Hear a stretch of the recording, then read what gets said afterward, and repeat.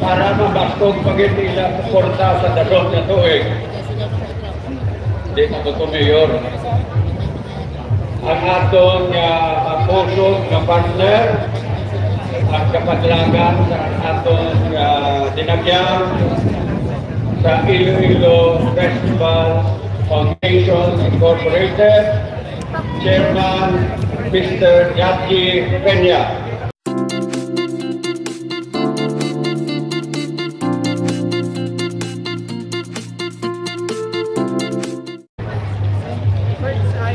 Vice Chairman Mr. Felipe Oigonco. President Alan Ryan Tan.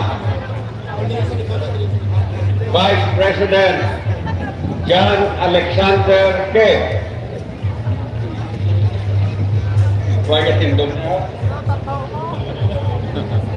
Corporate Secretary Angel De Leon Jr.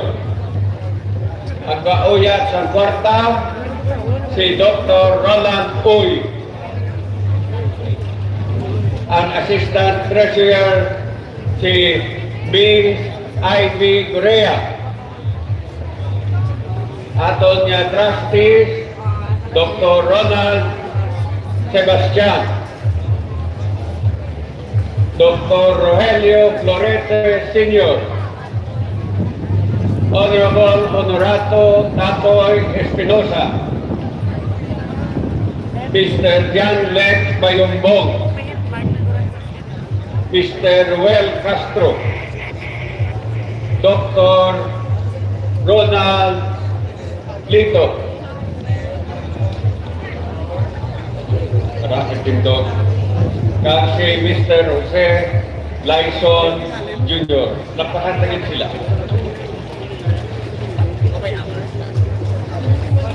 Ariman din mga bisita ta, ang aton din si Don Jose Espinosa III, Hermano Mayor. Doña Gina Sarabia Espinosa, Hermana Mayor. Ang aton din mga bisita, His Excellency Island Law, Embassy of Israel. Upod yan iyang asawa si Madam Sheila Flores. May ariman kitang Mayor Aling sa Guam, lampakan tagin si Honorable J.T. Suswico. Palangga nato ni kay kada tuig ari diri. Ari man diri ang aton yung mga senador. Dahon ko, upod ko pa, kaling sa college, kag sa College of Law, hasta sa Liquid City, si Senator Francis Tolentino, si Senator Bato de la Rosa, ang aton Deputy Speaker, Congresswoman Camille Villar, former Senator Kiko Pangilinan,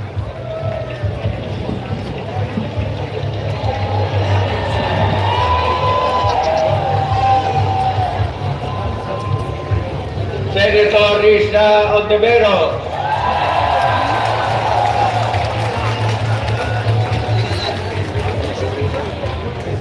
Ding Chel Yoto,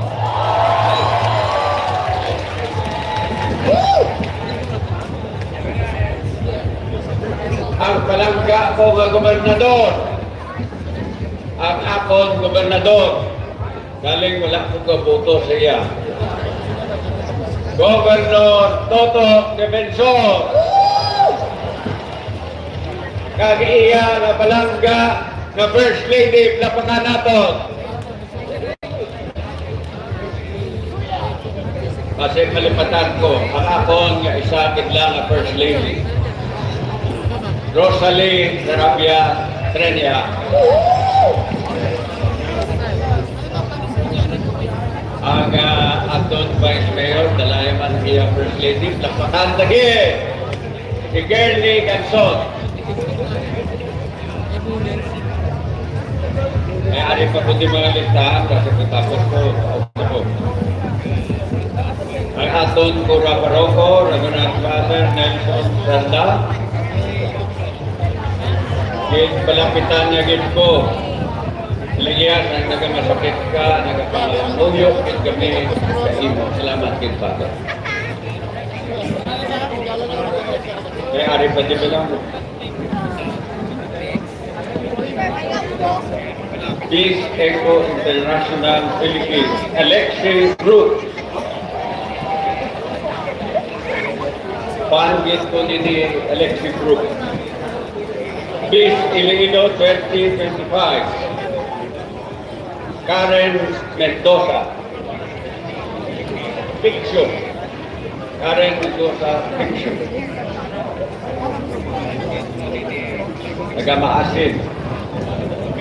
Peace Iloilo Heartfelt Queen, Elaine Sigura. Katsirea Puyo. Silito Villaros. Bumos ko na din.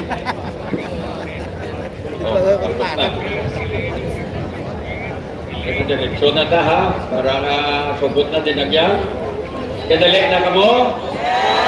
Why kamo kadali, guro? Kadali kamo? Ito siguro ko na ibasa.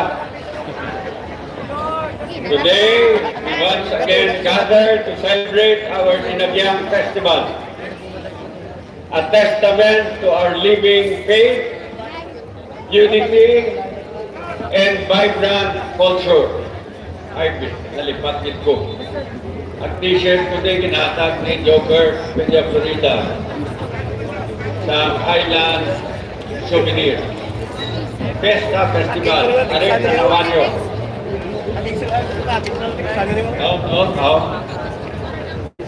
Nalipat ko.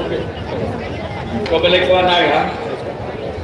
Today we once again gather to celebrate our Dinagyang Festival, a testament to our living faith, unity, and vibrant cultural heritage. This festival has always been a reflection of who we are as a community and what we aspire to be, as reflected in our faith, in our theme, buhi at pagtuo sa kinabuhi sa mga Ilonggo. Our faith is intricately woven into the fabric of our daily life, guiding us through both trials and triumphs, through the challenges of the past and today. This faith has remained unshaken, steadfast, and true. Mga pinalangga ko ng mga Ilonggo, I earnestly appeal to all of you to continue with our steadfast faith and unity, because this will be our guiding light towards progress and prosperity. Iloilo City has come a long way. Nadumduman ko pala, konsyal ako 1986. Subong 2025 na. Makadanggo kamo ayhan, kundiin kita nagalin, kakundiin na kita subong. Lakpakan tagit. And while we have achieved so much, we still have a long way to go in our journey towards continued progress, so that each Ilonggo will have hope, each Ilonggo will be able to eat 3 times a day, each Ilonggo will have access to education, each Ilonggo will have access to medical health, katanan nga kinahanglan nila sa ila pangabuhi. It can be done, and Iloilo City will show the way to the whole Philippines.